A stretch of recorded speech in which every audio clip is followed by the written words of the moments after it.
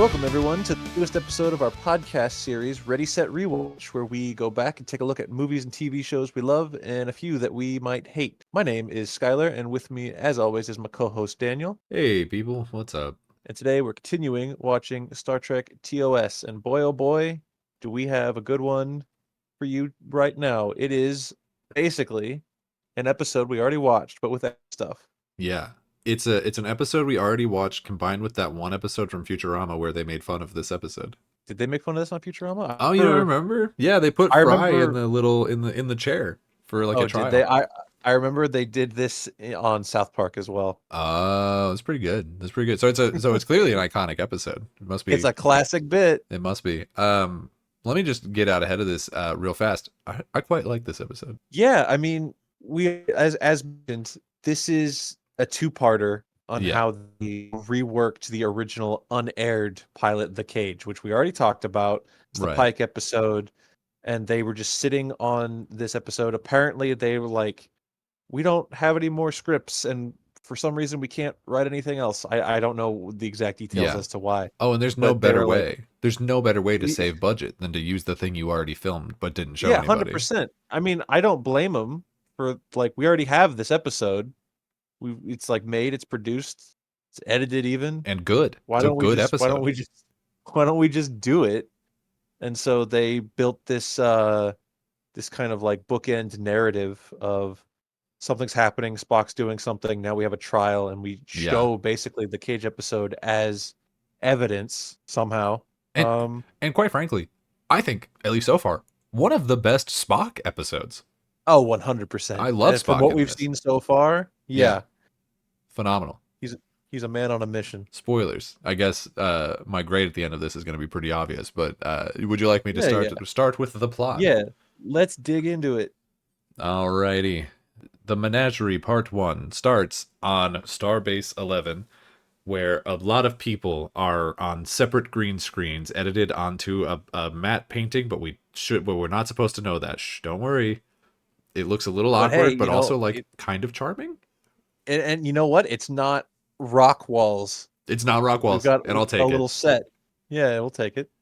Kirk, Spock, and Bones beam down to the planet, and they are greeted by a woman who we will later learn is named, I think, Piper. She has some pretty rough hair and a huge brooch on her chest that Kirk can't stop looking at. Definitely the brooch and not her chest. Definitely the brooch. I want to point out also, she starts looking around before they beam down, and even before the sound effect starts playing. So I'm like, could she like tell? Do you think there's like a smell or like an ozone, like lightning's about to strike sort of feeling before? There's a change in the density of the molecules of the oxygen, and it's like, oh, someone's beaming in. I like to believe that there's something like that. But she starts looking around, and when she sees them beam down, she sort of greets them. She's like, "Welcome to Starbase 11." And she's like, "Why are you here?" And Kirk tells her that they have received some kind of message to divert themselves here. And she's like, "No, you didn't. But I'll take you to the Commodore, and you can talk to him about it." So they go inside and talk to the Commodore, whose name is Mendez. And he has a really unfortunate hairline in the face of a gorilla. But yeah, it's fairly he's your typical 60s man. Yeah, but he seems like genuinely a good guy, I think. We think. So Kirk goes in and he starts talking to Commodore Mendez, and he says, "We got a message from Pike." And he says, "No, you didn't, bro. Pike can't send messages. Didn't you hear? It's been all over the internet for the last month." And Kirk says, "No, I have no idea." So Mendez decides that he will go and show them to Commander Pike. And on the way up there, he's like, "Hey, have any of you met Captain Pike before?" Kirk, I don't remember if he says yes or no, but he's like, "Oh, I took over command of the Enterprise from him," and that was probably about the only time they met. He said he had met him. He met him basically when Pike handed over the keys to the ship. Yeah. Like, he met him in passing, but he was like, "All right, nice to meet you, Captain. All right, I'll see you later." Yeah, Pike was like, "Okay, when you first start her up, you got to hit the dash to get it to turn over properly." Don't worry about Spock it. Comes in. Spock is like, "Yeah, I served with Pike for 11 years, 4 months, and 5 days." Which, of course, he just knows off the top of his head because he is Spock. But damn, this raises a couple questions. Because 11 years, long time. What I want to know is, and Mendez also says that he's the same age as Kirk. Does he mean he's the same age as Kirk now? Or was he the same age as Kirk when the episode aired? because they look the same age from the cage to how Kirk looks now. But if that was 11 years ago, first of all, how old is Kirk? And how long has he been in charge of the Enterprise? Yeah, I don't know. We can assume. Oh, wait, I feel like Kirk at one point says how long he's had the Enterprise. I don't remember if it was in this episode I or don't know not. for sure. I know that the intro says that it's a 5-year mission, but I Yeah, don't. But that doesn't mean that that's how long he's had the ship, or like how like that, because presumably they're at like the start of that mission at the beginning of the series. But he could have had the ship before then, and they're just starting a new mission. Like it's unclear, and I guess it doesn't matter. we But I can do want assume to know. that Spock and Pike, the cage probably took place at least more than halfway through those 11 years because Pike is like, talking to the doctor who's serving him beer or booze. He's like, I'm tired of this. I'm not doing anything out here in space. I just want to go home. And the doctor's like, just drink more booze. You'll be better. Yeah, frankly. But it's probably like closer to the tail end of those 11 years, one would assume. Yeah, I think that's I, probably accurate. I do think it's neat that they more or less like stayed true to I mean, they would have to because they end up showing almost the full thing. But they stayed true to the pilot for like continuity of this. Where Yes. Spock is like, yeah, I did serve with them for a long time. Yes, with the one exception being that no one addresses that number one is now a nurse. No. That was a brunette lady. As a different She's different. person. There's no way that could possibly be the same person. Anyway, so Commodore Mendez warns them. He's like, hey, so here's what happened. Pike was like observing a cadet mission and it went bad. And some kind of shield fell off and was shooting delta rays into the ship. So Pike rushed in and saved at least some of the cadets. The way he talks about it, it seems like a lot of them died. But in the process, he was burned to hell by delta rays, whatever that is. Some sort of So radiation, one would yeah, assume. and instead of turning him into the Hulk, it burned his skin and stuck a big purple patch on his Yeah, chin, and now he is in a the- wheelchair type thing. It kind of looks like one of those sauna rooms that you like sit in and your head sticks out, like the ghost from Halloween Town 2. Oh, from Halloween Town. Yeah, I'm there.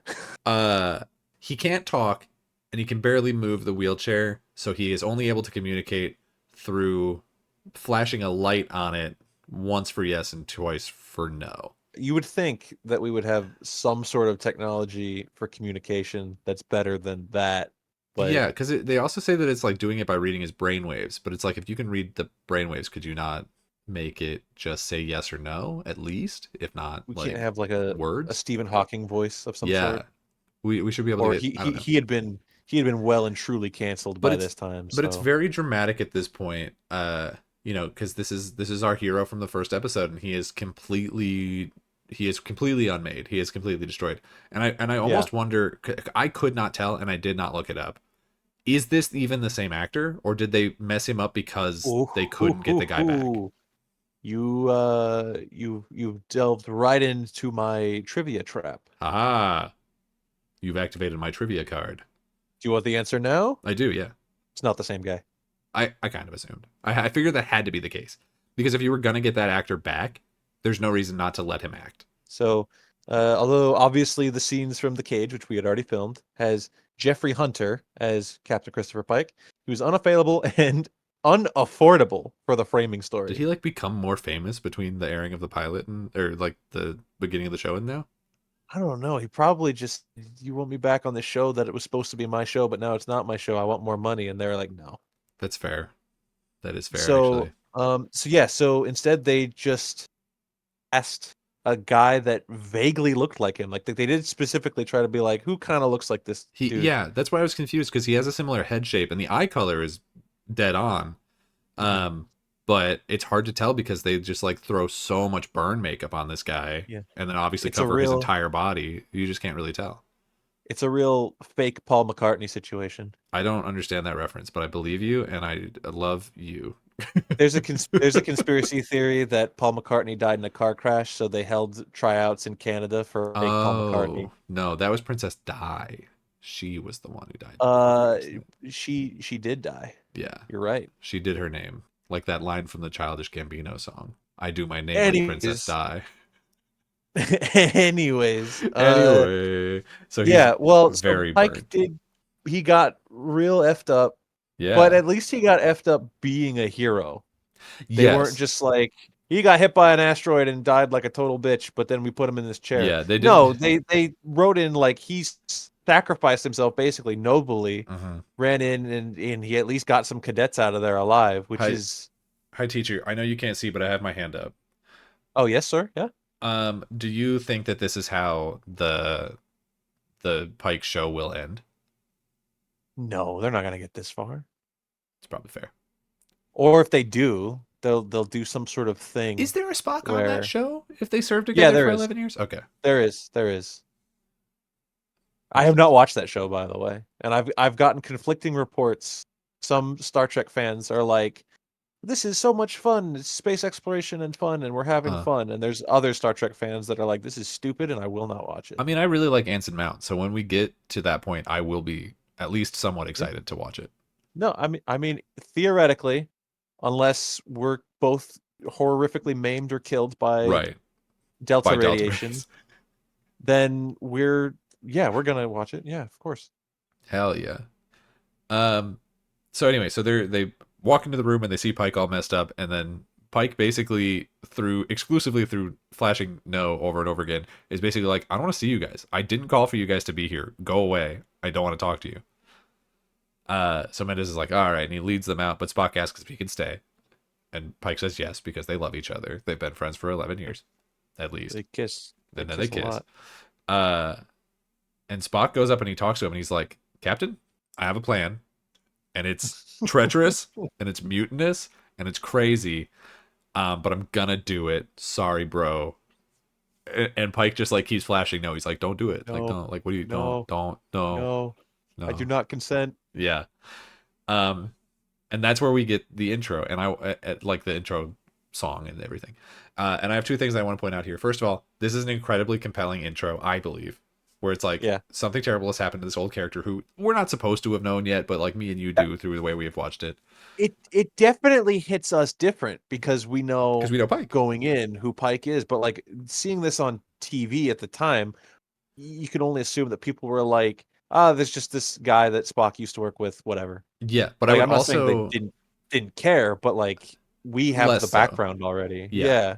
but even without that, I think it's an incredibly compelling intro to be like Spock, this character who is like the most by the book guy in the world. He Mhm. is has this plan that he says is literally mutiny. Yeah. That's an exciting way to start the episode, to be like, hey, that guy who you thought would literally never do anything like this, he's doing it. Here we go, baby. Buckle up, buckaroo. And then I also wanted to say, because I realized when I was taking my notes that we've never talked about what they say in the intro, Oh, have we not? which I feel like is important. All Um, right. so they say it's a 5-year mission, which we talked about a little bit Yeah. earlier. Yeah. Which I guess means that the show could not have gone past 5 seasons unless they started a new mission. Um, they say that their mission is to seek out new life and new civilization, which I would say they haven't done a great job of, because most of the new life that they found, they have killed. Well, they found Clint Howard last time. Yeah, and I wish that they had killed him. Yeah, well, they didn't. And then Instead, they just left one of their guys there with him yeah, and we're never forever. seeing him again. Bailey's not coming Nope. back. And then to boldly go where no man has gone before. So exciting, very exciting. So I think that's interesting because Space exploration. I had not known that their mission was like, we're just gonna look for new life. Like, I had never really like Yeah. thought about that, Yeah. Well, that's because it feels like it's a that's very that's the trek. We're yeah. trekking into space. Well, and I feel like, and they wouldn't have known this going in, but I feel like that's also a good way to like like for the first series or whatever. I feel like that's a good mission to have, where it's like, oh, that's a good excuse to like introduce all of these new species and like Yeah, of course. whatever you want to call it, civilizations or whatever. I think that that's really a smart way to do that. They wouldn't have known at the time that they were setting up this huge franchise, but in hindsight, No, yeah. it works out. What I will say is, like, I am a little bit confused by it, because it feels, this crew of the Enterprise, less so than Pike's crew, but more so than the TOS crew, who I only vaguely know, feels very like militaristic and not very sciency. And so they're like, we're gonna go and find new life. It feels weird, but like, it's, I don't know, it's fine. It works I enough. mean, they they are. I mean, they're militaristic in the sense that it's basically the Navy, but Mhm. like we're also Earth is at the point where we've like solved all disputes on the planet and we don't need to fight anymore. But we also still need to protect ourselves, and we haven't gotten to them yet. We're going to get to them very soon. But there's other beings out there that are militaristic that are like gunning for us, and so we just have to be prepared to deal with that in a strength way. Yeah, that makes sense.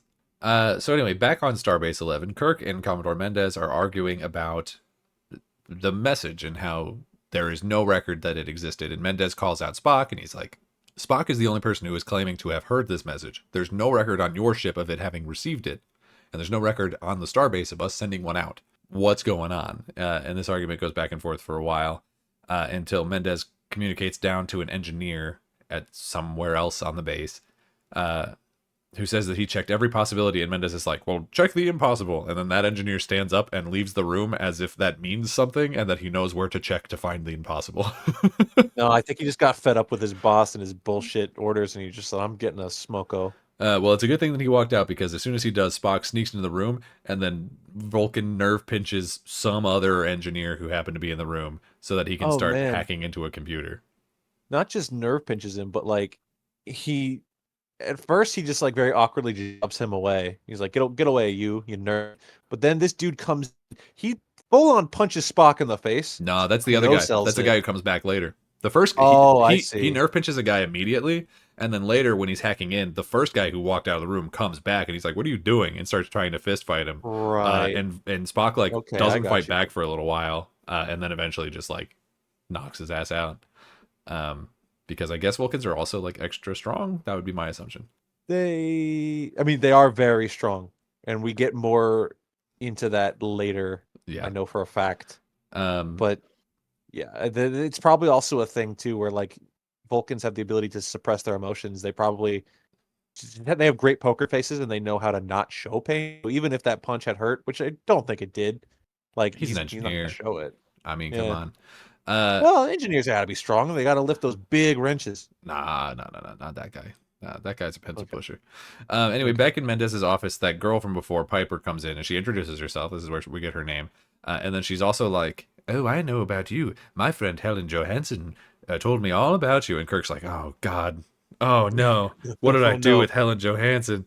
She's like, Women are oh, talking about me. only that she met you, Captain." And it's like they definitely hooked up. Kirk That could definitely have meant banged Miss anything. Johansson. They Absolutely. definitely banged. Let's see. They come to realize that in Pike's condition, there was no way that he could have sent the message, and beyond that, also that like he couldn't have even asked somebody to have sent the message. So there's no way that Pike was involved at all. Back in engineering, Spock is hacking into that computer that he started tapping with before, and he uses it to send a secret command to the Enterprise that's like, hey, we're going to send literally, it's just like there's a coded mission that we're going to send you and no one's allowed to read it, but we're sending it to the ship's computers. And he gets away with it by also mimicking both the engineer's voice and Kirk's voice using multicolored like USB drive looking like floppy disk sized things. I'm not sure exactly what the tech there is, but like it works, so whatever. And It that's does work. when Jim did the same thing on The Office to pull a prank one time. I believe you. Mhm. That other engineer comes back in and starts punching him, and it doesn't work, and he beats his ass. Meanwhile, Kirk is watching a feed of Pike, who just keeps blinking no over and over again. I think this is back on the Enterprise.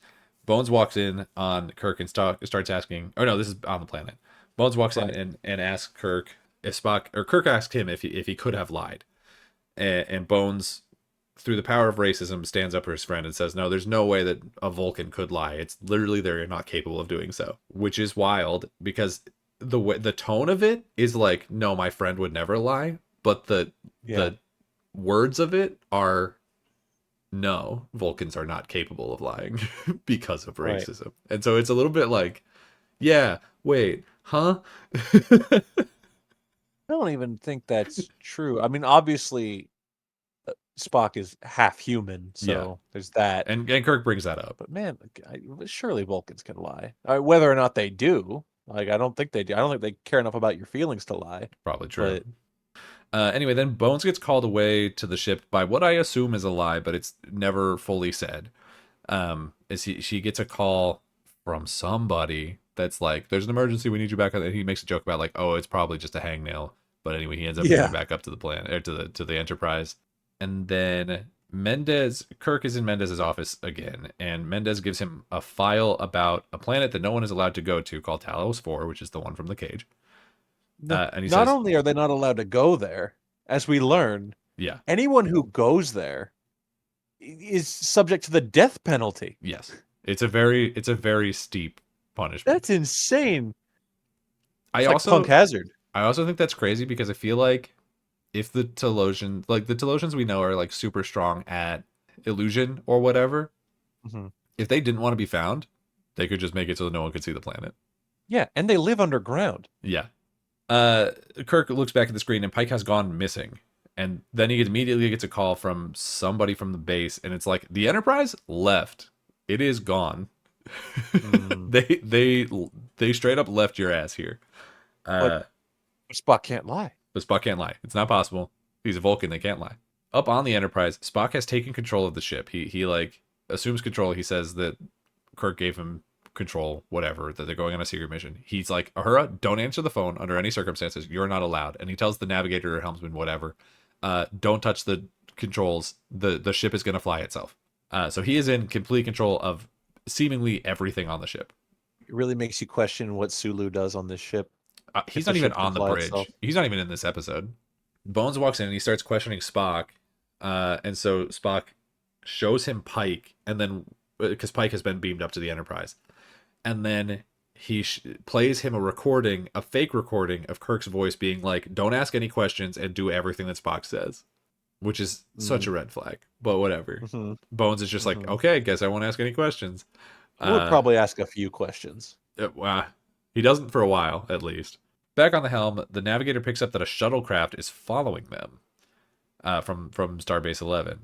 And he tells them that the people on board are identified as Kirk and Mendez, and that they are trying to communicate. Spock tells them not to, but then he also uses the computer to find out that the shuttlecraft has already passed the point where it cannot return to the base. We get a little clip in here of Mendez and Kirk on the shuttlecraft, and Mendez is like, well, has basically like forced himself to come with him.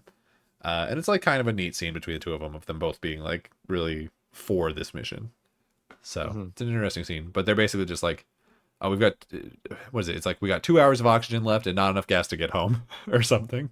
Yeah, and it was a total gamble on Kirk's part, being like, they're gonna see us here and know that we're gonna die if they don't pick us up, so they're gonna be forced to put us on the ship. Yeah, which works because Spock sees that they can't make it back, so he puts in a new program for the ship to slow down and shoot a tractor beam at the shuttlecraft to be able to pull it in. Then he tells security to come arrest him and relinquishes ship control to the helmsman guy, who I don't remember his name, but it doesn't really matter because he's only control for like 1 second. He doesn't give control of the ship to him because they're still very much headed towards Talos 4, and like the part of the trial that we're getting to is Mendez is like, stop going to Talos 4, everyone's gonna get shot in the head. And he's like, I can't do that. We're just going. Yeah. So Spock basically comes clean and he's like, this is a mutiny. Kirk didn't tell me to take control of the ship. I did this by myself. Arrest me. And so Bones has security take him to his quarters to be arrested, basically. And then Kirk gets beamed aboard, and we get our first commercial break. Kirk, in the transporter room, is immediately like, okay, well, stop us going from Talos 4. And this is where we find out no one can stop it. None of the voice controls work for Captain Kirk to override it to stop the ship. It is completely uncontrollable by anyone other than Spock at this point, which is wild, but awesome. And immediately after, they start a court-martial for Spock, with Kirk, Mendez, and Pike presiding over it. Because they're like, oh, we want to start a court-martial, but you have to have like 3 commanding officers, and there's only 2. And then Kirk's like, well, no, Pike is here, and he can do it. Yeah. And Kirk is like, he doesn't work here anymore. And then they do the Office Space bit. And they're like, well, through a glitch in the system. Yeah, they're like, we didn't have the heart to retire him. So he is still a commanding officer technically, and he can preside over this. And then a little messed up. And at this point, Spock tricks them into watching an episode of Star Trek. Yes, sir. He's like, we're all gonna watch this show. It's very important to me. Please watch it. Which is how Skyler got me to do this show. Yes, yeah, that's how we win. Yeah, Um, and someday I'll get it's control of my funny ship because back. they are very much, and they show it on like a television or computer screen, Mhm. where they're like, "This is Spock's like, this is Star Trek," and Kirk is like, "How on earth are you showing us this? The Enterprise doesn't have any onboard cameras of this quality." Spock does not answer. He's like, "Don't Yeah, worry about it." well, we get an answer later, but at first, Yeah, Kirk is just like, "Wow, this is shot so well and so great. Who wouldn't pick this pilot up?"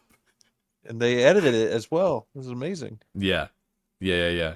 So he starts getting them to watch The Cage, which we're not going to go into the entire plot rundown of that. We've already If you want to talked hear about that, it. we already talked about that. It's the first episode. I will go through it sort of very loosely. Yeah, Um, long story short, there's this guy named Pike, and he's on the ship, and they get to this planet, and the planet's weird, and they meet a lady, but there's also aliens, and then yeah. Well, the hold lady on. does a sexy green dance. Oh, We'll get there. getting ahead of You're myself. getting way ahead of yourself. Also, the green dance is the least sexy she is in any of that entire episode. Not according to Kirk, but we'll get there. Kirk is wrong. So immediately we basically just start watching The Cage, and we get the first chunk is we get them picking up the signal from Talos 4, and that really cool conversation between Pike and the Doctor, where they're like having a great little moment there. And then right before they land on Talos 4 is where we cut back for the first time to our current episode, Mhm, where Mendez is like trying really hard to cancel movie night, and Pike and Kirk mhm. outvote him. They're like, no, we want to watch this. Like, if this is a reason why Spock mutinied, I want to know what happens in this episode. And like, We frankly, I'm want in a wheelchair. What else am I doing? we want to watch Star Trek wins the vote 2-1. Yeah. Then we go back into the flashback, and we get the crew of 6 landing. They put on their little armored coats again. I'm very happy with it. And we get up to the point where Vina lures away Pike, and they get stolen by the Mega Mines. Hmm. And then we cut back to the Enterprise, Hmm. where Mendez gets a call that tells him that the images of the cage are being transmitted to them from Talos 4. So Yep, The Talosians are like beaming an episode of Star Trek to them with their psychic powers. they're big heads. And Mendez is like, "Oh, this has to be fake, whatever." So they have Pike confirm that this is the real events, that this is really what happened. And Mendez is like trying to demand that Spock return manual control to the ship so that people can do it, and he refuses. He's like, "No, you have to watch the rest of this episode, or I will hold my breath until I turn blue." And that's where the first episode ends. Yeah, In terms of our in terms of our sort of recapping of this, this part is going to be quite short because we've already talked about this episode. yeah, we did the cage already. It hits Uh, us with a to be concluded, oh, and sorry. then There's one last thing that happens before the end of it. Is Kirk tells the guards to lock up Spock right, because he's like refusing to give them back control of the ship. So he's like, "All right, lock him up. We'll finish this later." and then we do. Yeah. We finish it later. And here's the later. Here's the Menagerie part 2. So the second half of this episode, or the second episode of this two-parter, starts with Spock pleading guilty to all of the charges, and that sort of acts as a recap of what has happened. They're like, how do you plead for mutiny? How do you plead for taking control of shit? Blah, blah, blah. And he Right. pleads guilty to all of that. And then we also get like a little bit of a recap from Kirk that's like, and then this thing happened with Pike, and now we're watching an episode of Star Trek. It's going to be fun. So we got another interesting fact about this actual recap. Huh.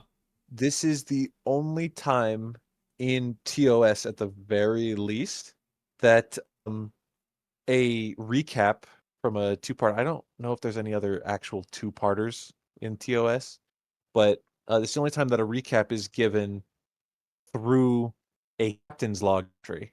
Like Kirk comes Oh, in a and recap he's of a like, previous episode.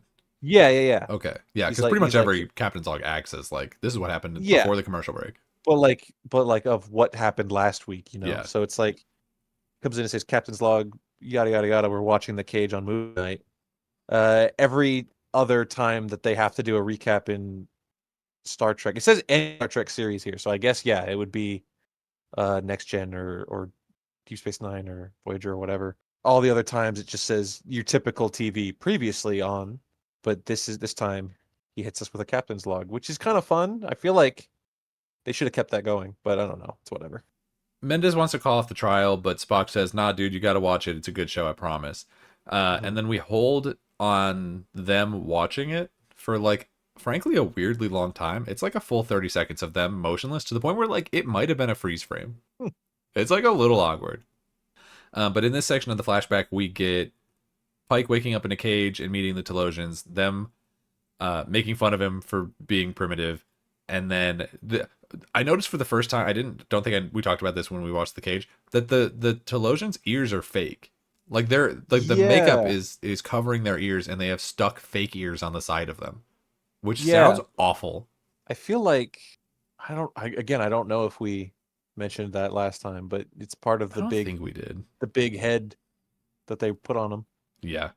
Spock and number one make plans to blow up the door into the mountain where they're keeping Pike. Pike gets sent to Rigel in a flashback within a flashback memory, where he has to fight a big barbarian guy, and he kills him by throwing a sword at him. Anyway, back on the Enterprise, Spock is basically explains how the episode is working to the crew. So he's like, "Oh, this is just in their mind. He's still in his cell." Blah blah blah. He like explains it, which to me was like, oh, was one of the reasons they didn't pick up the pilot because they felt it was too complicated for a modern audience or like You an didn't audience at the time. understand, stupid. And so now they have to show the episode within a second episode with one of the characters explaining how the episode works. If so, Yeah. funny. And this is also where I noticed that Pike's makeup looks really bad, like really bad, because he doesn't look burnt. He just looks super dry. He's very dry. That's what radiation does to you. I guess so. But Pike is old and he starts falling asleep, so the Telosians stop movie night so that we can take another commercial break. But after the commercial break, we come straight back into the flashback. So honestly, him falling asleep was like kind of pointless, but whatever. And this is where we see Vina talking to Pike in the flashback about like, I can be anything you want. And it's like super desperate and a little horny and super creepy.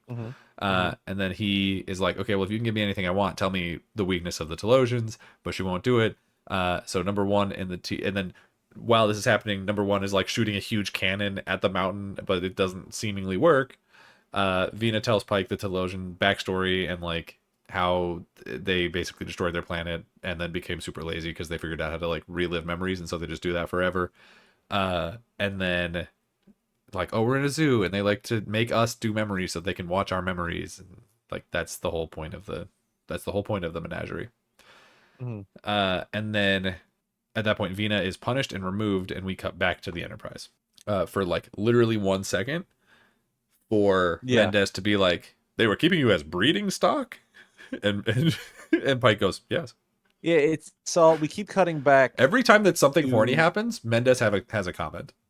Yeah, we keep cutting back to the modern day Enterprise crew, presumably so that people watching at home didn't forget what they were watching. I don't know. They're just like, oh right, there's Kirk.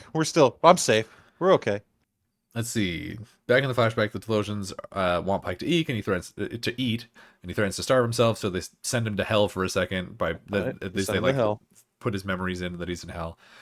Pike finds out how being really angry blocks their ability to read his mind. So that works for a second, but he can't maintain it, and then they end up sending him to his weird cowboy dream with Vina, and this is where she finally starts telling him like Pike might want to be like less serious. Basically, it's like, what is it? She says something like there are some things that like a captain wants to not have to be so serious or whatever. Like he wants to not have the weight of responsibility or whatever. And at that point, the Telosians then send him to the Caligula set where Vina is dressed as a jolly green giant and dancing in let's be honest, the least sexy way possible. This is my favorite Kirk moment from the episode. Yeah. Because there's the sexy green dance, and Kirk in the room is projecting his own horniness onto everybody else, being like, look at Pike, he's beginning to weaken. There's no way he could resist that. Yeah. And everyone's just like, what the fuck are you talking about? Man, it's weird. It's weird. I don't know if they said it in the original episode, but they say that it's an Orion slave dancer or something like that. So I guess I don't remember if they said that the first time, but we get the name of what that species is called now. So that's neat, I guess. I don't know. I just also want to point out again, this is the least sexy that Vina has been the entire time, and we're supposed to believe that her hair being disgusting and her being covered in a patchy bad green paint is like, oh, and now she's sexy, and it's like, bro, no.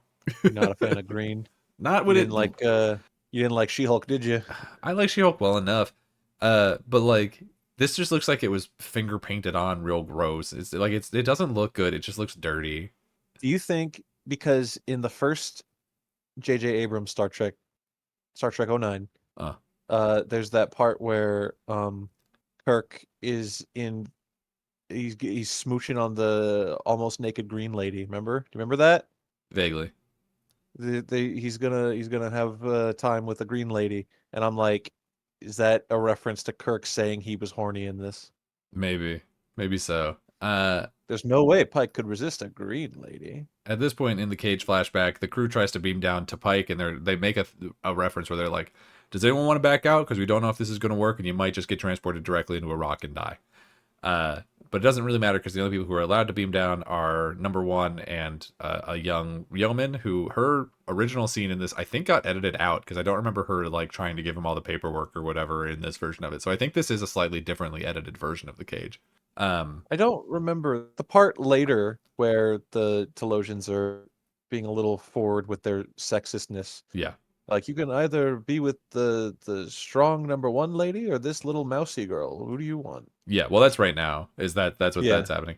But before that, the only thing that happens between this and that is that Pike takes the yeoman's gun and starts immediately like blocking his mind with rage. Like he starts like trying to get really angry so that the Telosians can't read whatever plan he's making.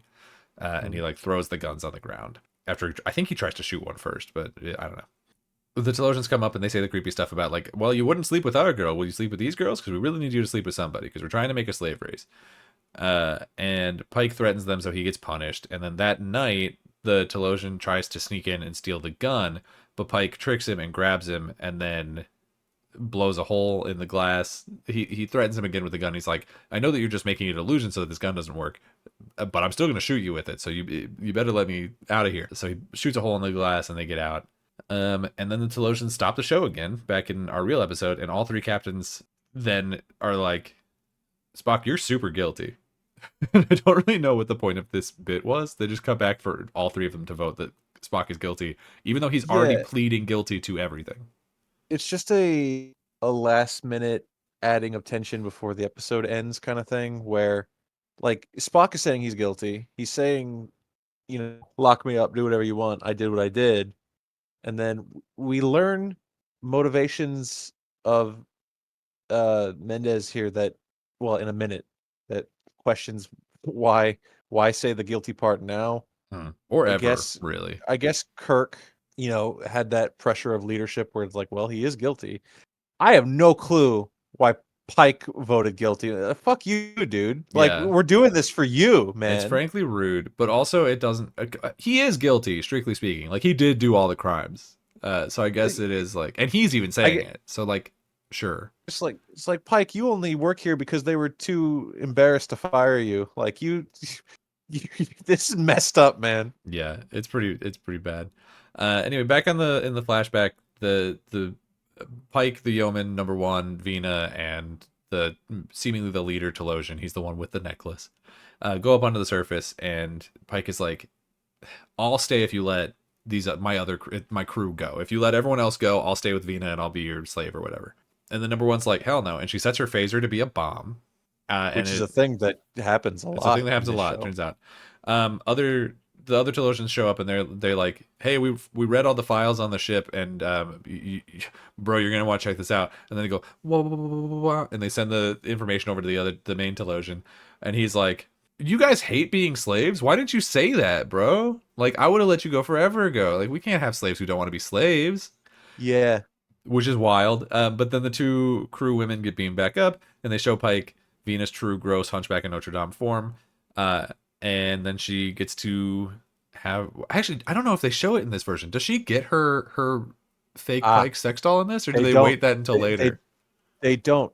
So that's the biggest change I believe is they Yeah, don't show like she'll be happy with a fake Pike and she can do whatever she wants. They until later. Yeah, repurpose that for yeah, the yeah. end when Pike gets his ending. They like it's a twist, Uh, kind of. yeah. So then Pike beams up to the Enterprise, and they're like, "Isn't Vina coming?" And he says, "No," and I agree with her reasons. And then Yeah, she's ugly. Leave yeah, I her. guess so. And then that part of the flashback part of the episode is officially over. On the Enterprise, in the modern time, for some reason in my notes only now wrote the medals on Kirk and Mendez's shirt look really awful and ugly. It's just a bunch of like scattered triangles. They don't look organized. They don't look good. They don't look militaristic. They look like random shit, and I don't like it. Yeah. Yeah, it's not important. Yeah. I just wanted to say it. Kirk stands up to the Telosians. Kirk stands up and the Telosians make Mendez disappear, and then they say Mendez was never there. He was never even on the shuttle. That was us. That's so funny. So that implies that their telepathy is so strong Yeah. they could like project a fake person that far away. And that also implies, Yeah. because they do specifically say he was never on a shuttle. So the one we met first was a real guy, I think. Yes, we have to assume. Yeah, and then when Kirk got on the ship and he's like, "You force yourself to come along," that's when they started adding a fake guy. Right. And his whole purpose, the Telosians were just like, "Kirk, we wanted to make sure you understood and like you weren't just going along with what your friend was doing. We wanted to make sure you agreed with it, I guess." Right. But I feel like that's the part of this whole episode that's the most of a stretch. Yeah, it's also This weird whole because it is like the biggest plot hole in it too, because it's like, well, if they could trick Kirk into thinking that Mendez was there the whole time, why couldn't they just use their powers to let Pike feel normal on Starbase 11? Well, okay. You know how in spoilers, the Last Jedi, Luke Skywalker does the Force so hard that he dies? Uh, is that technically what happens? I assumed he Yeah, just allowed himself to be absorbed into the Force like Obi-Wan did. well, I think technically that is what happened, but This is Star Wars, not he Star Trek. People are gonna get mad at us. listen to Okay, there's a all point. right. The Telosians they were running through guys like the Telosian like mind power battery, rushing it that far. It like killed a Telosian every day. They were like draining. So they Mm, were like, "We're running out of dudes. We just need to bring Pike here." gotcha. The Telosian leader explains through what appears to be just like B-roll of that actor from the original footage. Explains that Pike can live on Talos 4 safe and healthy, basically for the rest of his life, and believe that he is living like a normal life, and that'll be great. Um, Hmm. and then Kirk gets a call from the real Mendez, who's like, "Hey, bro, they also gave me the whole episode. They did you dropped it to me. I Um, saw I everything. saw everything." Which also was like, then why couldn't he have just been there? Like in terms of the writing, whatever, it doesn't matter. And he's like, it's cool, just do whatever you think is correct. I'll go with it. It's fine. And also, no one will get killed for going to Talos 4, which I You guess know he what had the power to do. the obvious thing Yeah, that they could have done is, why wasn't Mendez just here? yeah. And then like the girl we met at the beginning, why wasn't she a Telosian? It's like Piper I was, yeah. could have It's been. like I was a Telosian the whole time, and I was here to help bring Pike here because we felt bad for him. Is that the reason? I guess that's the whole reason. Did they They're feel like, we bad met for this him? guy, and then now he's all messed up, and we have the power to fix him Yeah. Well, because he because taught us that slavery was bad. yeah, it's weird because it is. I mean, all right, we'll get into the conversation in a little bit. I just want to say also, Yeah. uh, Kirk basically is just like, "Do you want to live here?" And Pike says yes, or signals yes. Um, so they beam him down, or Spock walks Pike to the transporter room. I would have liked to have seen a scene of Spock giving him a send off. We don't get that. It's unfortunate. It's like my biggest. It's my biggest. Like, I wish we had this one thing of this episode. Yeah, I guess Spock still isn't that emotional, and like him doing all this was a send off in a way. Yeah, So I mean, it definitely is, but I just would have liked that one scene. Kirk yeah, gives Spock shit for being emotional, and he's like, "No, I thought it was completely logical." And then they show the scene from the end of the cage where Vina and yeah. fake Pike go back into the mountain. Mhm. But this time we're supposed to believe that it's It's a real current Pike. Pike and Also, real Pike and real Vina. I want to double back to something we kind of mentioned a second ago. Yeah. Is they specifically say that the death penalty for coming to Talos 4 is suspended Yes. on this occasion. On this occasion. So if they go We back to will Talos 4, not allowed. we will still kill any teenagers that used Talos 4 as makeout point. Yeah. We'll still blow them out of the sky. Because I think it's very lightly touched on, but during the original Cage episode Mhm. and the flashback here, The Telosians do say they're like, we don't want other humans coming here because they'll figure out our tech and our like technology or illusion powers, and they'll use it to destroy themselves the way we destroyed ourselves. Mm-hmm. So that's like sort of the excuse for it, I guess, is they don't want humans have decided that they also don't want to have that technology, I guess, which is crazy. Yeah, but I guess that's what we're supposed to believe. that's why this is science fiction. Yes, yeah, and that's the episode. That's the whole episode. I really like this episode. I will say, this episode feels way higher budget than most of the episodes we've watched, and I think part of that is because they get to save a lot of money by having most of the episode be a flashback to a different episode that was already filmed. And so what they did end up filming new was able to have slightly higher budget, and I think really all I mean by that is the one set that's on Star Space 11. I think that looks really good. And also I think I don't know, it feels like they just like take more time, and I feel like the acting is really good. But what I will say is that rewatching The Cage in this format also makes the Cage look like it has such a higher budget than anything else we've watched. It looks so much better in terms of like the effects and how the seriousness is higher too, which I kind of like.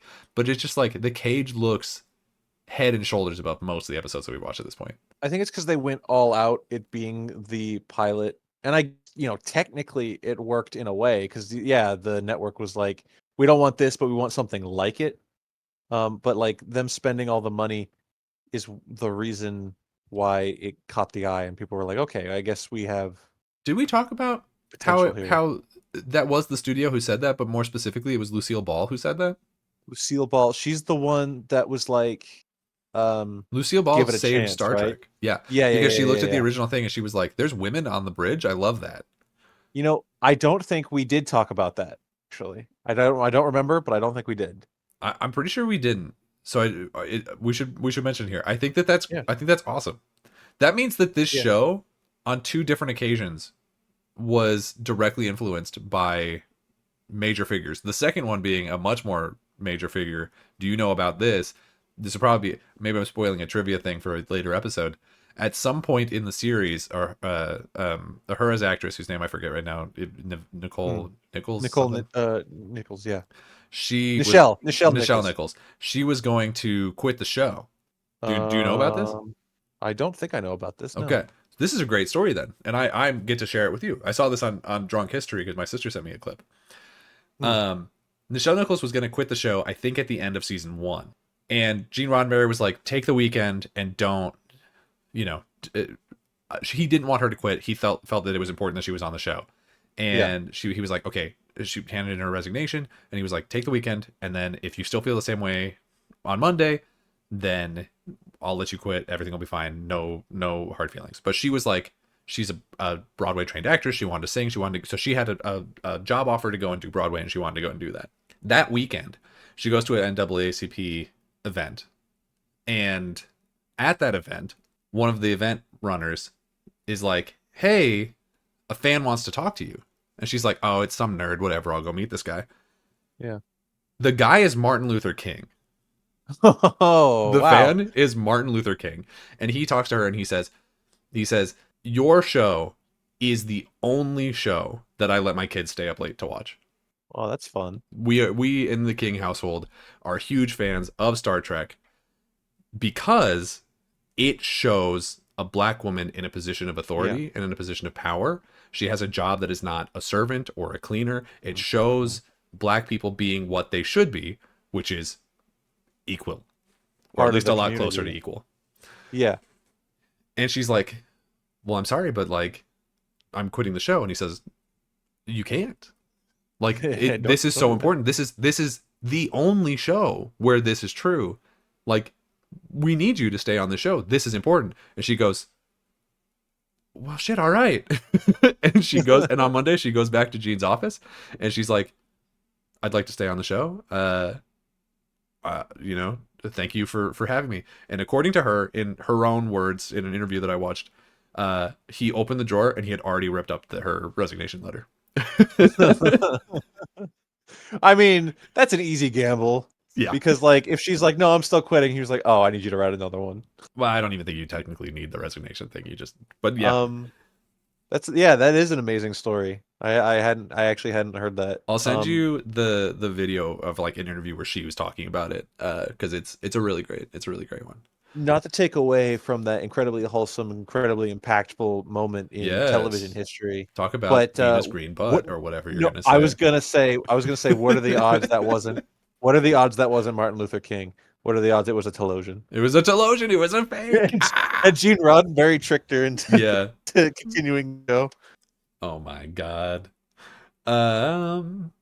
But yeah, no. The thing that I really wanted to point out about this episode is I feel like it as a whole, both the newer chunks and the cage, feel like it is so much higher production quality than most of the episodes that we watched, and I feel like that's great. Yeah, And I really love this episode.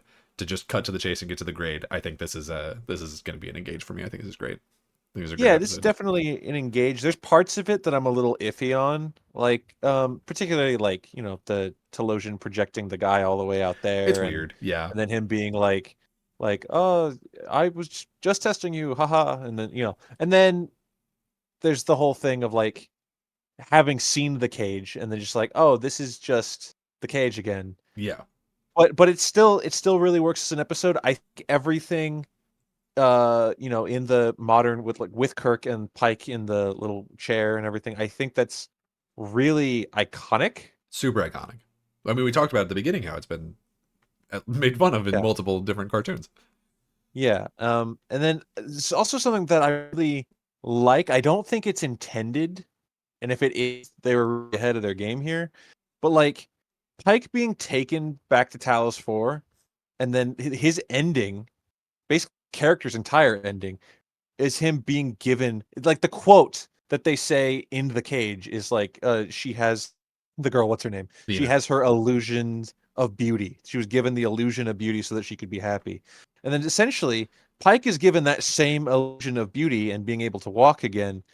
And like there's something hauntingly tragic about that. It is Like tragic. he has a happy ending, or at least he thinks he does. But I would And like also, and you're right. You're absolutely right. It is bittersweet, yeah, but I think because this episode sort of, for me, rewatching The Cage got reframed as, I think he really was in love with Vina.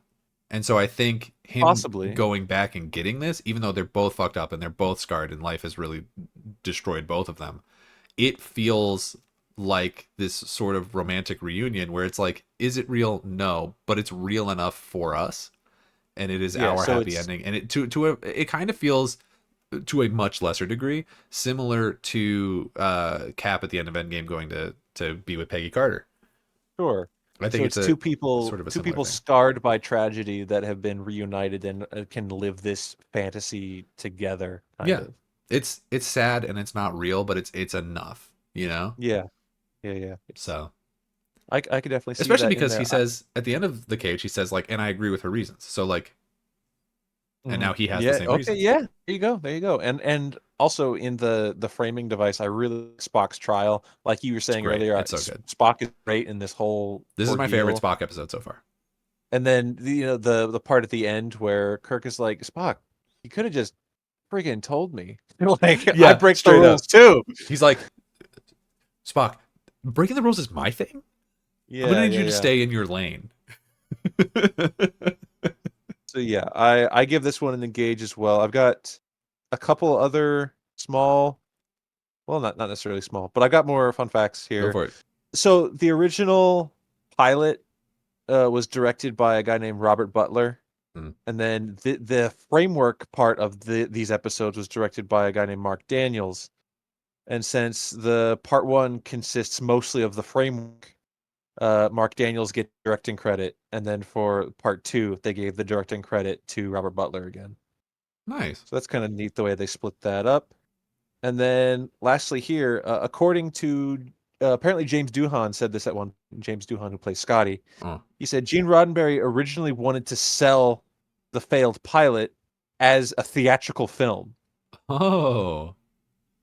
which could explain the budget, why it looks so strong. Like he was like, maybe in the back of his mind, he was like, if this doesn't work, this doesn't launch our show, then we can rework this into a movie.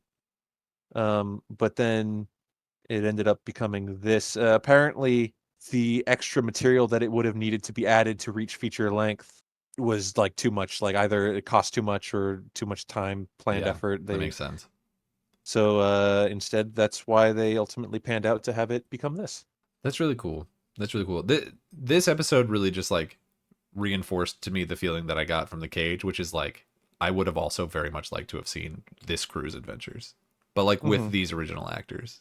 I know that that's true. I'm sure the Anson Mount version is still good enough, but I would have Anson loved to have Mount, seen this show. I love the Doctor in the original crew. I think he's Rebecca great. Romaine. I don't know who plays the Doctor in the new one. We'll get there eventually. Yeah. But first, let's get to the next episode. That's right. We're doing technically 3 episodes this time because we need to do that so that we can end the season on an even number.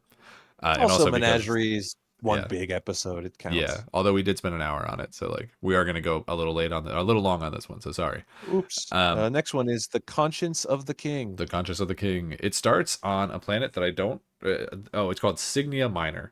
And there's a man with a terrible mustache who is stabbing a different fatter man. But don't worry, it's not real. It's a production of Macbeth in space. Kirk. I don't think I wrote this down in my fun facts, but apparently originally, as you would expect from Star Trek, they had an establishing shot of a planet before this, to be like, this is on a planet, we're doing this. But they decided to cut that out because they were like, they know we're in space, we don't need that. Yeah. And they thought this was more of an intriguing way to just start the episode. And I think that is true. Kirk is watching it with a man with an eye patch who says that he recognizes the stabber's voice. He says, "That's Kodos the Executioner." And then we go to the intro. Did you think? Well, first, I did write in my notes, "Don't blame me. I voted for Kodos." So I'm gonna get that joke out of the way immediately. But no, so the guy that he's sitting with, we learn about him. He's a doctor and a friend of Kirk's, apparently. Yeah. Well, we don't actually get that until a little bit later, but yes. Yeah. But something about where we see them sitting together and you said eye patch. We'd see it more. It's really more of a face patch. This thing is like all over his we don't face. see that yet. It's not until later. Yes, that's you're getting way ahead of us. But listen, here's why I'm saying this. Did you think yeah. that William Shatner was sitting next to another William Shatner, if not just for a brief moment? Because this guy looks very close to him, I think. I don't think that, like, at all. Man, I did a double take, and I'm like, I'm seeing double. 4 Shatners. 4? All right, that's my last Simpsons joke of this episode. We'll move on. Back on the Enterprise, and seemingly before this happened, Kirk is logging that on Signia Minor, they're doing science there to find a synthetic food that can cure famine, and then it is never brought up again. Well, it kind of is because really. He's in. Well, no. It is because he's with the guy, the doctor, the face patch guy, and the guy's like, "I lied about that. That's not real. I wanted you to come here because I found a genocidal maniac." And Kirk his first response is like, "How do I put that in the note?" Bro, that's crazy. But then it cuts back down to the planet, and then after they watch all of Macbeth, they are at Dr. Tom's house, and he says all of that. He's like, it's basically, here's the long short of it, is he's like, I am pretty convinced that guy who stabbed Macbeth in the play is actually Kodos the Executioner, who killed 4,000 people.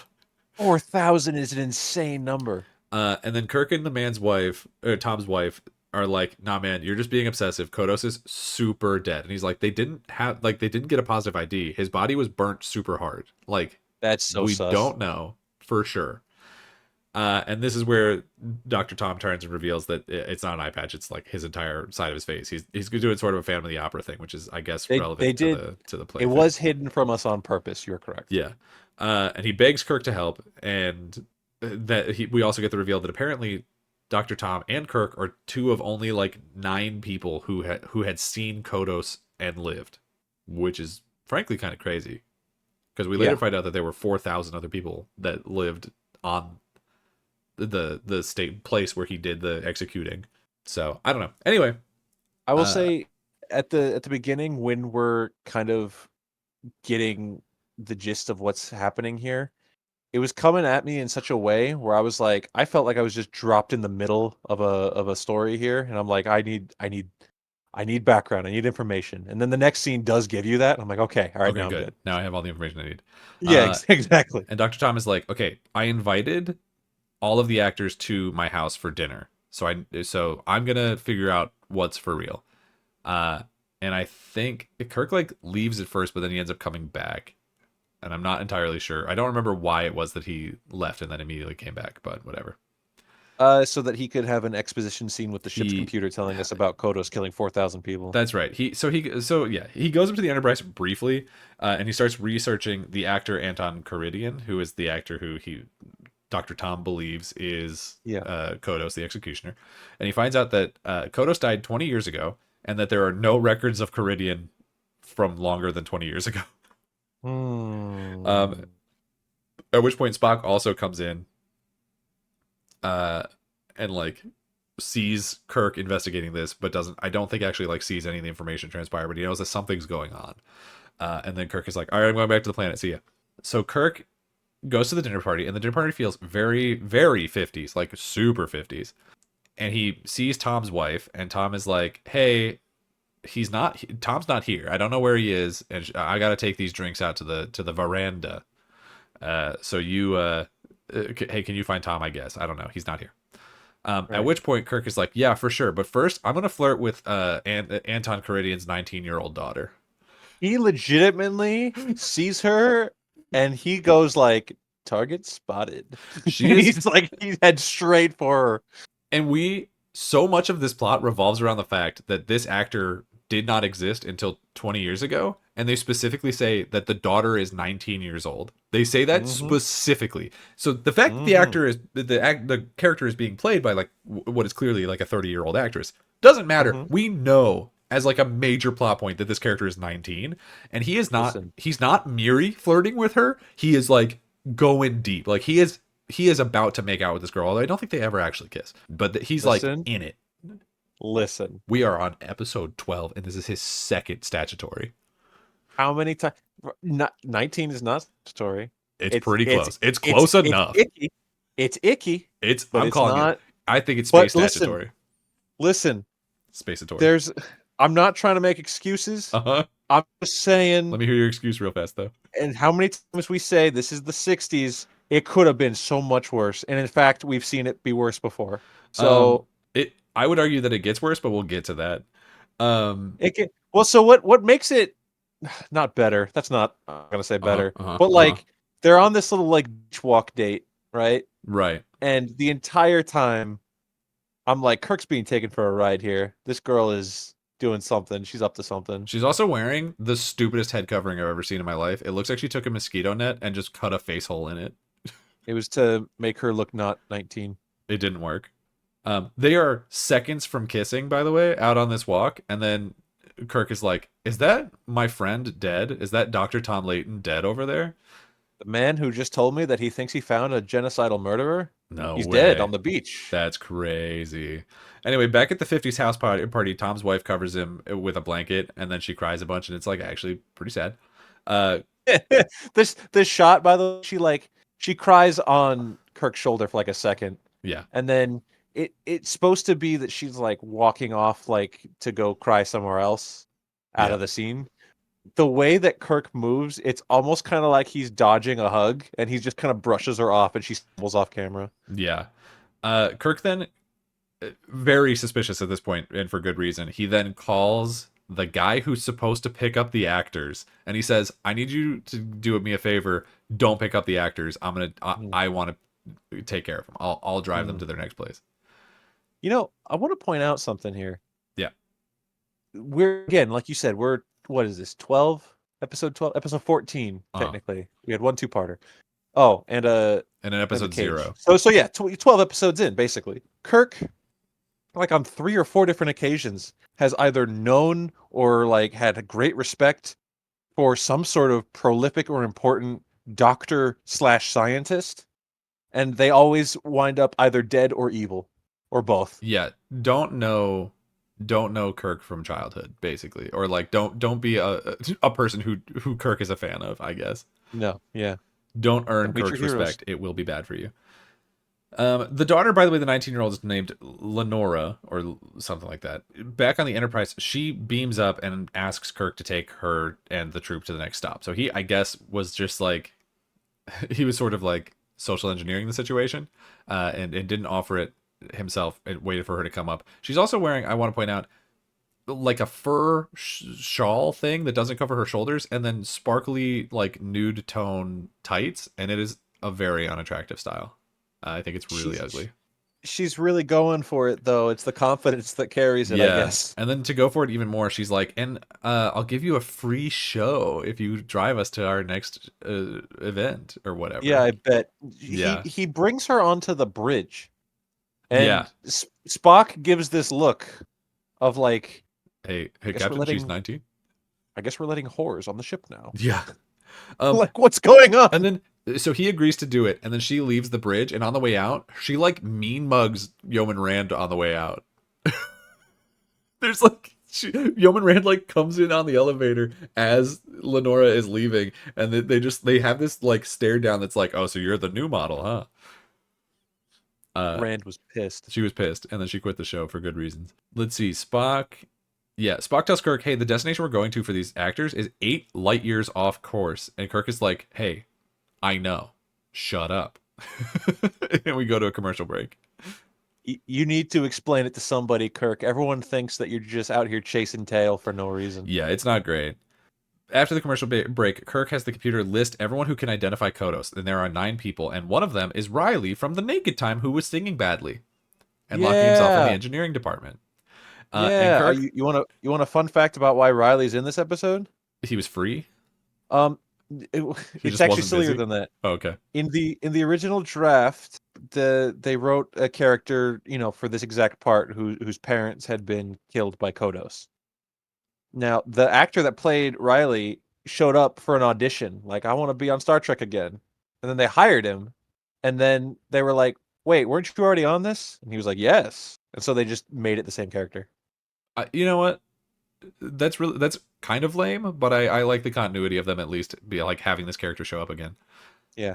That being said, if he was called Lieutenant Chance instead of Lieutenant Riley, I wouldn't have noticed.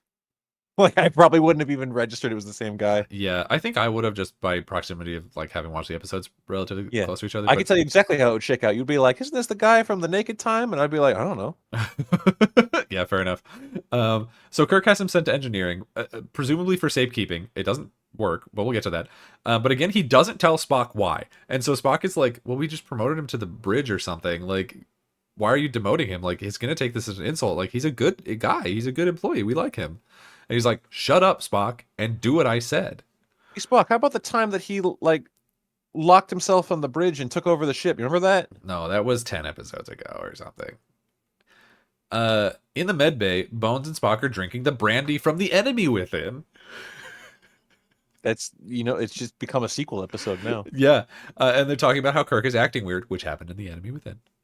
And Bones offers Spock a drink, and Spock is like, no, I don't drink. Or I think maybe says even like, my father's people don't drink or something. So maybe it's a religious thing or whatever. And then Bones says, no wonder they were conquered. Listen. What the fuck, Bones? Listen. The sun never sets on the Starfleet Empire. My grandpa fought in the war. He's not really racist. He's just a little... He's just a little drunk and a lot shitty. Okay. Let's move on. And then Bones is like, I don't think he's acting weird. Which is, I guess, fair because he hasn't been around in this episode up until this point, so he wouldn't have seen it. He's drinking. But then, here comes like round 6, okay? Kirk is showing Lenora around, the 19-year-old around, and he points out a window. And he says, that's the flight deck, and that's the shuttlecraft that we chose not to use in the enemy within to save Sulu's freezing ass. Couldn't do it. Couldn't do it. Wasn't possible. Couldn't do it. It would freeze. The ship would freeze. Then I would be cold. Do you ever think about that? Yeah, I can't be cold. I had a shoulder out for part of that episode. I would have been extra cold. So, okay, he's, showing this girl around the ship all romantically. And now I know that Kirk knows he's supposed to be looking for clues that this guy's a murderer Right. or confronting that situation. But I think he's just decided to become preoccupied with something else. Yeah. And during this like walk and talk, Lenora is getting like super turned on, seemingly by Kirk's power. She calls him the Caesar. No, well, first Kirk says something crazy. Kirk says, and I wrote this as a quote because I wanted to get it right. He says, "Worlds may change, galaxies may disintegrate, but a woman always remains a woman." What does that mean? What does that mean? Mm. Yeah, I What do don't you like mean? the connotations of that Galaxies in may disintegrate. 2025 either. She's 19. She's 19. She's not a woman. She is 19. I can't wait. I'm gonna save this one to the very end because it's a very funny, in context of what we're talking about, fact about this episode. But it's just a little cherry on top. So get Lenora ready for that. Lenora calls him the Caesar of the stars, and she calls herself his Cleopatra. And at this point, she is evil. I'm I wrote convinced. this. The red I wrote flag this down started with too. she's 19, but this was the point where I was like, this bitch crazy. I wrote this down too. She asked him if he was throbbing. She that is out of context. But it's almost exactly as awkward as it sounds like it Yeah. would be. Yeah, no, I don't think any amount of This context really saves It that doesn't. This phrasing. whole scene is very crazy, and it doesn't feel good. Every aspect of it, from that's the ship I could have saved Sulu with a couple episodes ago, to the fact that he's on the creepiest date with a 19-year-old, like, psychopath. Which ends with a big Unhinged. smooch, by the way. Oh, they do kiss here. Okay. But anyways, back to the search for Super Space Hitler. Yeah, so Spock asks the computer for information, and he gets the same information that Kirk got, but better, which is he doesn't get it immediately. He then goes to Bones and tells it to him, and that's how we get our exposition. He's like, okay, so Kodos was the governor of a planet called Tarsus 4, and on Tarsus 4 there was a fungus that like fucked up all their food supply, and so they were gonna die of starvation. So in order to save people, Kodos had half of the population executed He did a so Thanos. that yeah, he literally did a Thanos so that there would be enough food to ration for the other people before the ships showed up. But the supply ship showed up early, and so he killed them for no reason.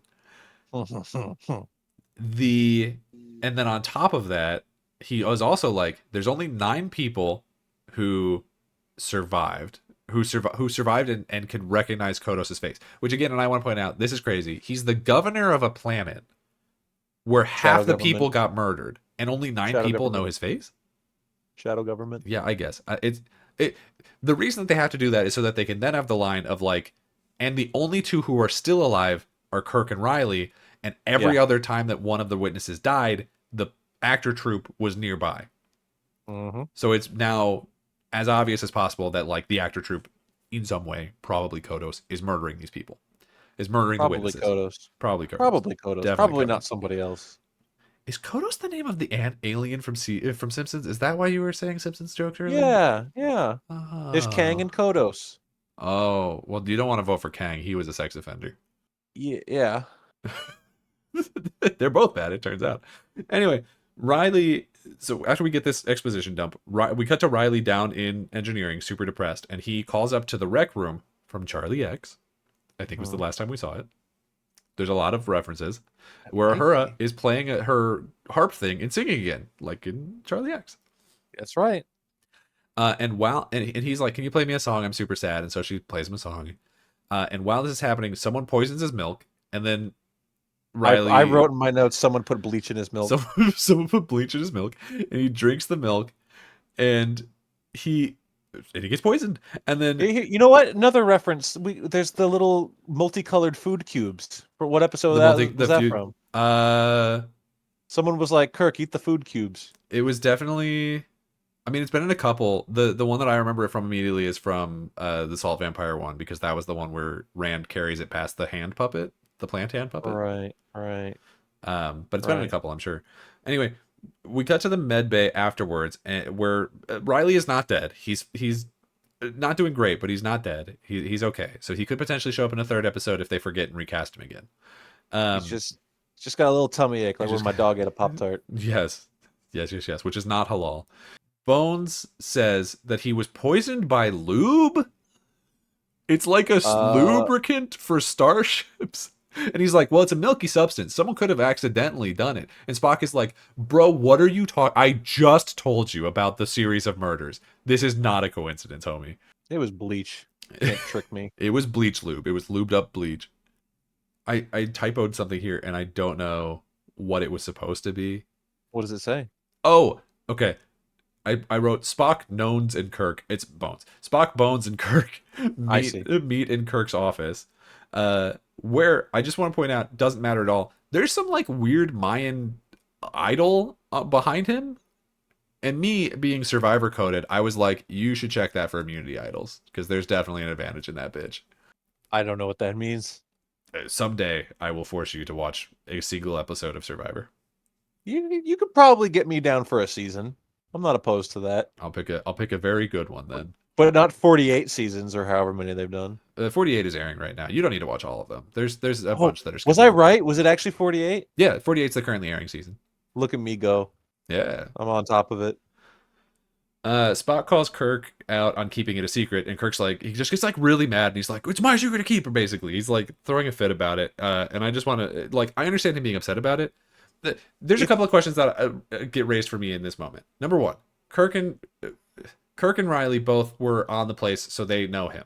Are they both from there? Are Kirk and Riley like hometown buddies?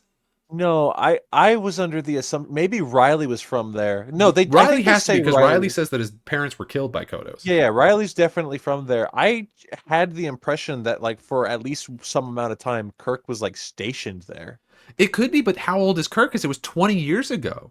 Well, Spock served with Pike for 11 years, so okay, but he's a Vulcan. We can't tell his age by looking at him. Kirk looks like he's at most like 40. Well, yeah, probably.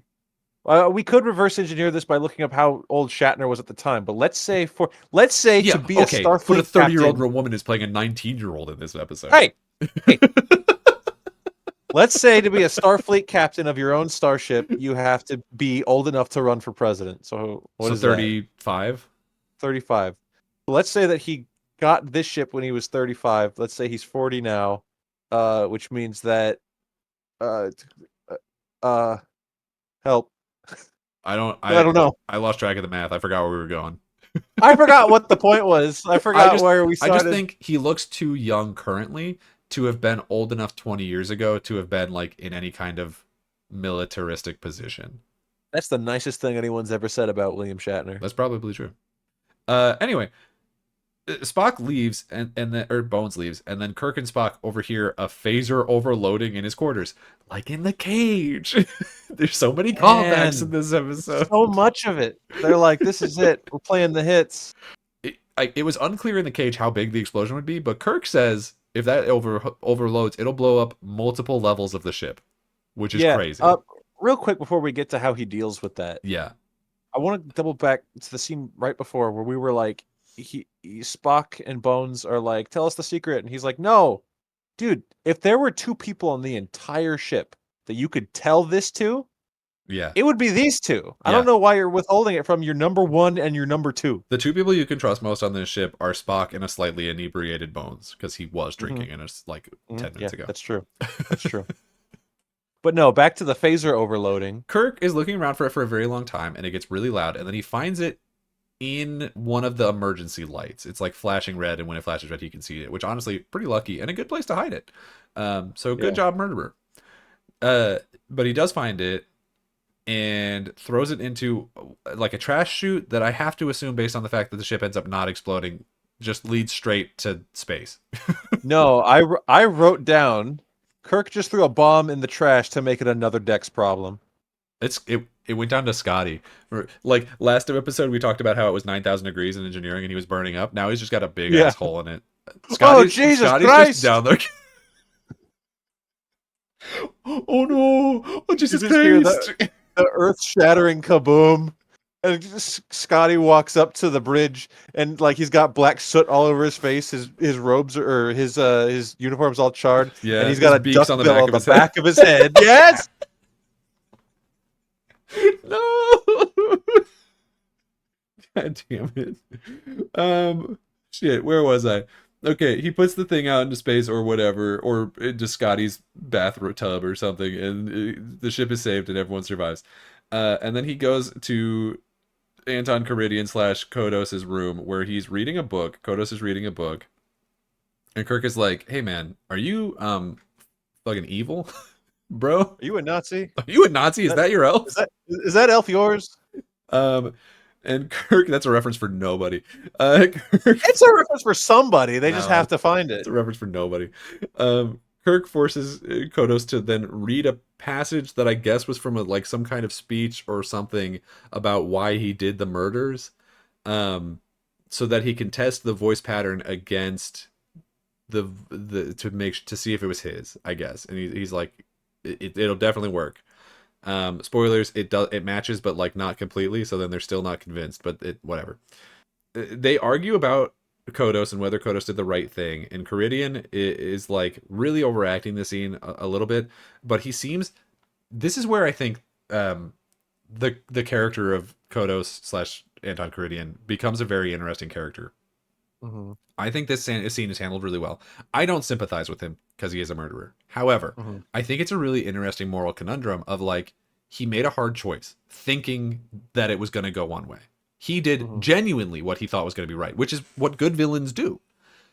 But because the supply ship showed up early, he ends up looking even worse than he would have already for having killed half the people. But if the ship hadn't showed up on time early or had even shown up late, is he then not a hero, but like, did he make a hard choice that paid off? Like, it is this thing of like, I don't know. I don't know if he is truly evil or just misguided. And I think that they play that really well here.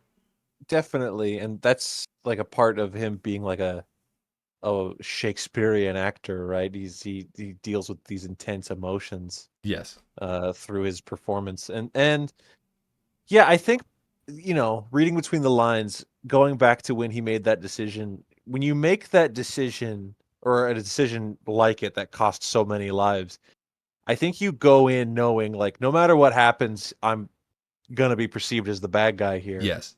And but then I think the fact that the ship showed up early, that broke him in a way that he wasn't expecting. Yes. Like he was like, I'm going to make the tough call because I'm the only one that can do it. But then once he realizes he did it for no reason, that was like I'm Space Hitler. Which is definitely interesting. Yeah, he is Space Hitler for sure. Yeah. But it's rough because it's I think it's written really well, even if it is sort of like overacted, but I don't know. I feel like at this point I'm getting so used to like overacting in this show or like weird acting just because of the time period that it's like that doesn't really like throw me off too much.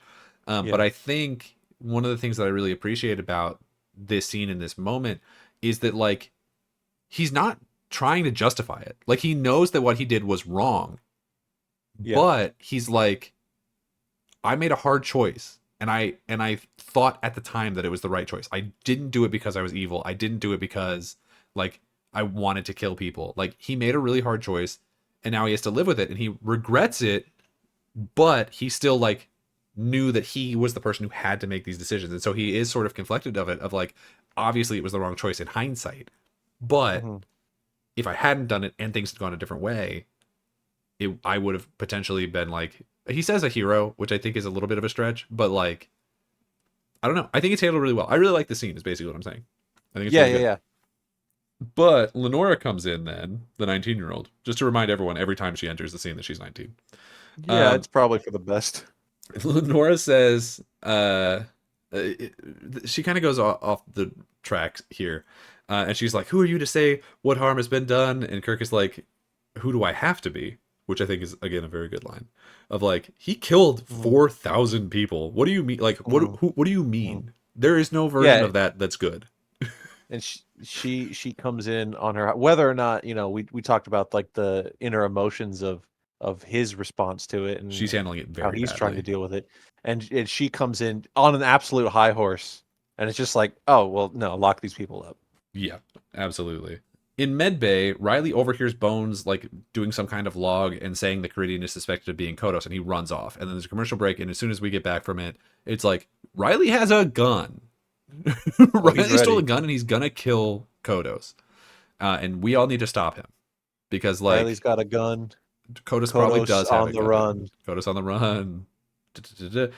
At this point, the play starts. They're doing Macbeth again, because I guess it is their thing. And it seems like most of the crew has to watch it on TV, which I did think was funny. Yeah, well, they're basically just taking a break on their respective But decks. a fun little piece of continuity. The play is taking place, you can tell, in the flight bay, the hangar or whatever where the shuttle was supposed to be, because you can see in some of the shots the windows that they were looking through earlier at the top of the background. So it's in that like flight room or whatever he called it, hangar. Right. So a nice little bit of continuity. We also found out in an earlier episode that there were 400 people on the crew, and there's definitely not 400 people watching. So I guess some people were like, Macbeth's not my thing. I'm more of a Wicked guy. Well, also, like, someone's always got to be working. Like, there's no downtime for everyone. Yeah. Well, and Riley's not watching because he's trying to kill somebody. He's on a different kind of clock. This is where we find out that the voice match for Caridian wasn't 100%, but it was like really close. Which I feel like this is like one of my only critiques with this is it's like, but we know like 1 second from now that he is the same guy. So I don't know why they bothered saying like it's not a match, but whatever. Yeah, I guess they're trying to play with this episode tries to play with an awful lot. Like, it takes on a lot of themes, and in this particular scene, the theme that it deals with the voice not being 100% a match is like Kirk thinking, can I act and like take this guy down if I'm not 100% sure? Yes. And there's also like moments where, because Kirk is walking the line between, what is justice and what is just acting on vengeance, which is why that pays off with what Riley's about to do and what Kirk does in response to it. There's a good line also because he says that he wants justice, or somebody says that he wants justice, and Bones then says like, and then what? Like, you're gonna parade his head through the halls of the Enterprise? Like, will that make anything better? See, Bones is a good moral compass when he's not being drunk and racist. He might still be a little drunk, but when he's not being racist, he's a good character. Hopefully so far his racism has been at least specific to Vulcans. Maybe when we see other races, that's the only other race on the ship, isn't it? Yeah. Unless one of them's a Telosian in disguise, we'll never know. We'll never know. Kirk finds Riley backstage, and they argue about like whether or not to kill Caridian, just loud enough for Caridian to hear it. And then Caridian talks to Lenora after the scene that they're doing finishes, and she's just basically like, "Hey man, the last 2 witnesses are here, and then I'm going to kill them, and we're going to be great." And he's like, "I'm sorry, what?" Wait, what? So it turns out Lenora has been the one who's been killing all of the witnesses, and he had no idea. I would like to refer back to my "taken for a ride" comment from earlier. I'm gonna take you for a ride. All right. Lenora, at this point, is now like fully broken. She has this like creepy smile on. She's like laughing a little bit. It's again, it's that very 60s like kind of overacting, but it's very creepy. I know exactly what's going on here, and I'll say it once the scene pays off. Okay. She steals a gun from a guard, and she tries to shoot Kirk, but then Caridian jumps in the way, and she ends up killing her own father, which is very sad. And it's a really dramatic scene. She cries over him and like does the Macbeth monologue, I'm pretty sure. And now Lenora is fully a villain. Let me tell you what's going on here. Yes, tell me. She was overly dramatic. She made the entire situation about her.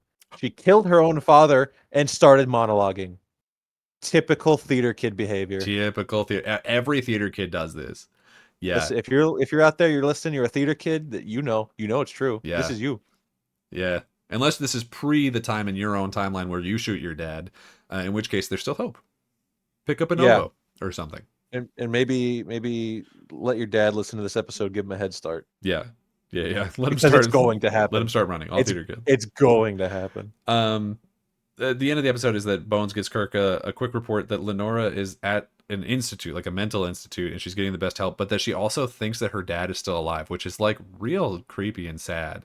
That is very sad. I don't think she's going to show up again, but it's like weird to know that this villain is around. And also, I want to point out, in an earlier episode, I forget which one, I specifically asked, like, because we were getting a lot of like superpower god beings like back to back, and I was like, I can't wait until the villain is just a dude with a gun. We got it. Yeah. And I think this is a really Oh, good yeah. episode. I thought you were gonna say you're waiting for some sort of Impel Down arc where all the villains that we've shuttled off all come back. Yeah, it's Lenora. It's one of the Telosians. It's Mud. Charlie X? No, Charlie X is dead. Is he? I just don't want to see him again. Okay. Um, yeah, no, I want to go back to when she was monologuing during she killed her dad. Yes. So in the crowd, in that room, a small crowd, though it was, Yes. multiple red shirts. Now they could have all been engineers, but if any single one of them was a security officer that just wasn't doing anything, this girl had a gun. Come on, guys. Oh yeah, straight up. They should have just dropped her. Or they got phased. They got her stunned. They could have done it. They could have taken her out non-violently and done a lot of good here. And then there's a like you said, she's been taken away to a thing. It's very tragic and creepy for sure. Mm-hmm. And then Bones says to Kirk, "You really cared for her, didn't you?" To which I say, Stop. Not a fucking chance. Yeah, I need you to stop doing that. I need you to stop falling in love with children. And Bones, you're enabling this behavior, by the way. And then last but not least, like we said, this episode had many themes that it dealt with at certain points, whether or not like cohesively, consistently, justice, vengeance, like regret, making the hard choice, being a leader, all these kinds of things. But in the end, the episode kind of forgot about all of that and became more about Kirk being sad that the pretty lady was crazy. Yeah.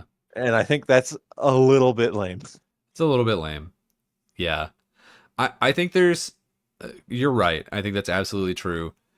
I'll say, though, this episode has more good than bad. Way more. I really, really like this episode. I feel like this episode does a lot to sort of...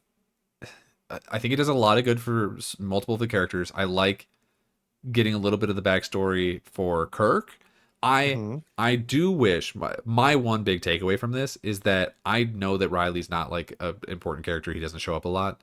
I believe this is the only other time he shows up. That's a bummer because I would really love to have more of a connection between the victim of this huge massacre and Kirk. Oh yeah. Because if he was there and they lived on the same colony, I want to see that relationship played out. And if it is a situation where he was like basically a first responder to it, like if he was a person that was on the supply ship or something, then I also want to see that relationship of like him being sort of like a hero to Riley because he was the one who brought the food or something, right? Like I would love to see that. And unfortunately, we're clearly not going to get that. So while this episode is really good, I'm disappointed in the lack of like continuing character growth that could have come from it. You know what I mean? Yeah, there's an opportunity for this important character and a very small side character bonding over shared traumatic experience. Yeah. It could have but instead a lot of the runtime of this episode is devoted to Kirk chasing a 19-year-old. Yeah, it's really unfortunate. I do still think it's a really good episode. I'm still going to give this an engage. Yeah, I will too. I will too, for the record. We didn't say the first episode or for the Menagerie, but we've said it every other episode, so we should probably say it here. Our grading system is if it's good, it's an engage, and if it's bad, it's illogical. We've given now both of these episodes, or really all three of these episodes, an engage, which I think is fair. I think they're both very good episodes. I think we've each only given like a small handful of illogicals, which granted, we're only like 14 episodes total in, so... But yeah, I think everything we talked about today has been more or less a thumbs up, so engage. Look at my notes. I've given 5. In my notes, I've given 3. That makes sense. Yeah, I'm more critical for sure. Yeah, I think I let more slide probably. That's fair. Anyways, the last little tidbit that I have here, this trivia fact, really ties together the whole scene. Specifically when Kirk and the lady are smooching at that one spot. So Barbara Anderson, who plays the girl in this, whose name I will never remember. No. Oh, Lenora. Apparently, during filming, or right before filming, developed what this very generously calls a fever blister. Huh? what I am going to call a cold sore Uh-oh. on her lip. Was it visible? I didn't see it. They used makeup to cover it, to partially disguise it, but if you go back and look at certain shots through this episode, her face, specifically her lip, they very cleverly and like subtly obscure it through shadow. Like So they light her from one side, so like the shadow from her nose covers her lip. I did think, because they do this thing in Star Trek, we haven't really talked about it, where every time there's a pretty lady, they hit her with like the softest lighting, so it like blurs all the features. And I remember thinking like they were hitting her with that extra hard, and now that kind of explains it. They're trying to soften put so much extra effort into hiding this little cold sore, which we can't prove Kirk gave to her, but they did kiss. They did kiss. They did kiss. I almost wonder if they would have kissed more if she didn't have the cold sore, but he was like, ew. It didn't stop him the first time. It didn't stop him now. That's probably fair. Well, what a fun time. Three really good episodes. Well, I don't know. Are we counting it as 2 or 3? Whatever. Good episodes. I think this was a good watching experience, all of this. And if you would kiss Kirk with a cold sore, go ahead and leave us a comment. And if you would kiss Kirk with a cold sore, but not a 19-year-old, no. leave a comment on Spotify or YouTube and let us know what you thought about these episodes or thought about our version of these episodes if you're not watching along. I know that there are a couple people watching who are listening to our reviews but have not watched the show and aren't planning on watching the show. I've seen a couple comments like that. So first of all, hey, thanks for watching. I hope that we're doing a good enough job explaining that this show is very silly but not bad. Yeah, it's a fun show. Hopefully, I don't know. Watch it if you want. If you don't, it's fine. But if you want to follow the show on Twitter, you can follow us at @RSR_POD. You can follow me on Twitter and Blue Sky at Daniel J. McG. And you can follow me on Blue Sky at Skyler8bit. Thank you very much, everybody. And until next time, let's see what's out there. Jump right in, everything feels right. Let's play, take a trip back in time where pixels and memories intertwine.